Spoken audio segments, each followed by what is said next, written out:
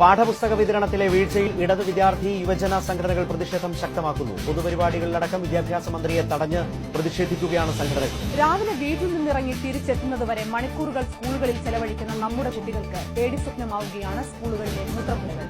വൃത്തിയില്ലാത്ത മൂത്രപ്പുരകളും കുടിക്കാൻ ശുദ്ധമായ വെള്ളം കിട്ടാത്തതും കുട്ടികളിലുണ്ടാക്കുന്ന ഗുരുതരമായ ശാരീരിക മാനസിക പ്രശ്നങ്ങളാണ്.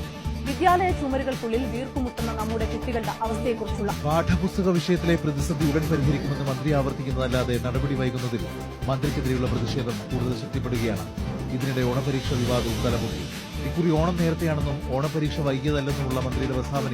വിദ്യാഭ്യാസ മന്ത്രി പി കെ അബ്ദുൾ റബ്ബിനെതിരെ കോഴിക്കോട് ഡിവൈഎഫ്ഐ SFI പ്രതിഷേധം. സംസ്ഥാന സ്കൂൾ കലോത്സവത്തിന്റെ സമാപന സമ്മേളനത്തിനിടെ മന്ത്രി പി കെ അബ്ദുൾ റബ്ബ് സംസാരിക്കുന്നതിനിടെ വിദ്യാർത്ഥി സംഘടനകളുടെ പ്രതിഷേധം, കരിങ്കോടി പ്രതിഷേധമാണ്.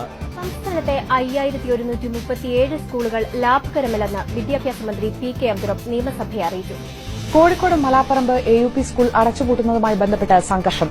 കോഴിക്കോട് മലാപ്പറമ്പ് AUP സ്കൂൾ അടച്ചുപൂട്ടാനുള്ള തീരുമാനത്തിനെതിരെ പ്രതിഷേധവുമായി സ്കൂൾ സംരക്ഷണ സമിതിയും നാട്ടുകാരും.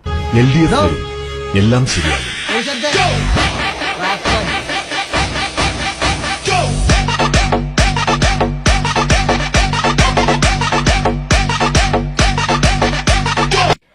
മലാപ്പറമ്പ് സ്കൂൾ ഏറ്റെടുക്കാനുള്ള സർക്കാർ തീരുമാനം സ്വാഗതം ചെയ്ത് സ്കൂൾ സംരക്ഷണ സമിതി. കോഴിക്കോട് മലാപ്പറമ്പ് സ്കൂളിന് സംസ്ഥാന സർക്കാർ ഏറ്റെടുക്കുമെന്നുള്ള വാർത്തകളാണ് വരുന്നത്. സ്കൂൾ ഏറ്റെടുക്കുന്നതിനെതിരെ മാനേജർ നൽകിയ ഹർജി ഹൈക്കോടതി തള്ളിയ സാഹചര്യത്തിലാണ് നടപടി.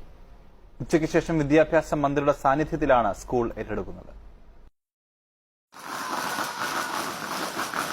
സുപ്രീംകോടതി ഉത്തരവിനെ തുടർന്ന് ഒരിക്കൽ ഇറങ്ങിപ്പോകേണ്ടി വന്നവർ, ആശങ്കയോടെ ഇറങ്ങിപ്പോയ ആ 60 കുട്ടികൾ മന്ത്രിയുടെ കൈപിടിച്ച് സ്കൂളിലേക്ക് തിരികെ എത്തി.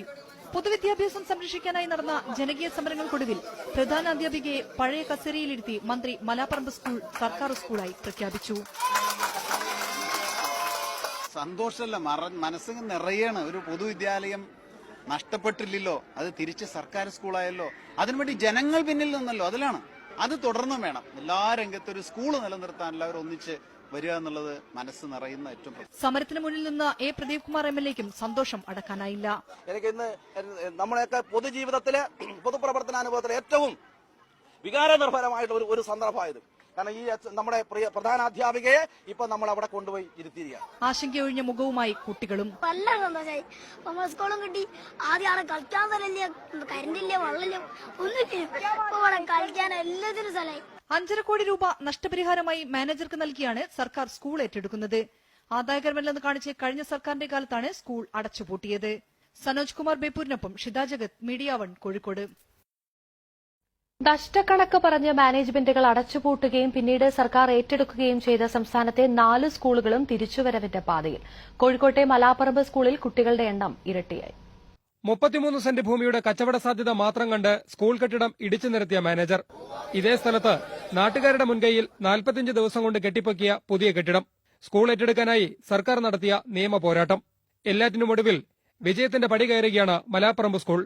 അടച്ചുപൂട്ടുമ്പോൾ 44 കുട്ടികൾ മാത്രമുണ്ടായിരുന്ന സ്കൂളിൽ ഇപ്പോൾ 85 കുട്ടികൾ പഠിക്കുന്നു. അന്ന് നാട്ടുകാർ ശ്രദ്ധിച്ചിരുന്നില്ല, അതുകൊണ്ടാണ് ഈ സ്കൂൾ ഇങ്ങനെ ആയത്. പക്ഷെ ഇപ്പം അവരുടെ വളരെയധികം സപ്പോർട്ട് ഞങ്ങൾക്ക് ലഭിക്കുന്നു. സമാനമായ വിജയകഥയാണ് മലപ്പുറം മങ്ങാട്ടുമുറി സ്കൂളിനും തൃശൂരിലെ കിരാരൂർ സ്കൂളിനും പറയാനുള്ളത്.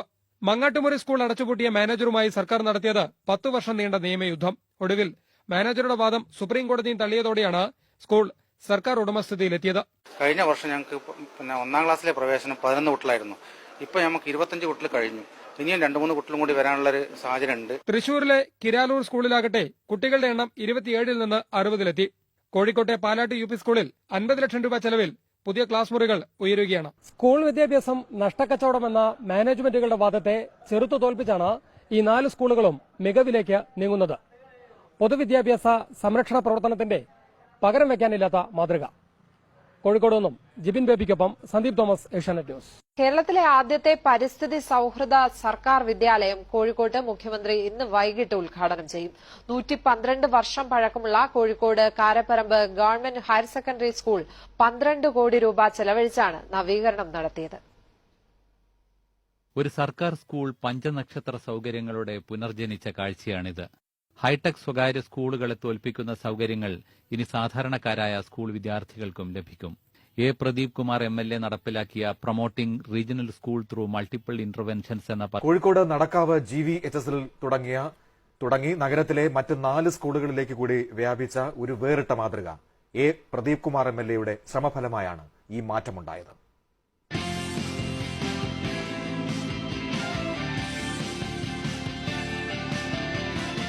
ദൃശ്യങ്ങൾ കണ്ട് ഇത് ഏതെങ്കിലും ഒരു ഇന്റർനാഷണൽ സ്കൂളിലെ ദൃശ്യങ്ങളാണെന്ന് തെറ്റിദ്ധരിക്കേണ്ട. കോഴിക്കോട് നടക്കാവിലെ GVHS ആണിത്.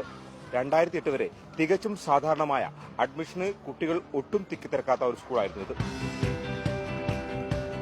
ഒരു ദേശീയ ഏജൻസി രാജ്യത്ത് തന്നെ ഏറ്റവും മികച്ച സ്കൂളുകളുടെ തെരഞ്ഞെടുപ്പ് നടത്തിയപ്പോൾ 4ാം സ്ഥാനത്താണ് ഇപ്പോൾ നടക്കാവ് GVHSന്റെ സ്ഥാനം.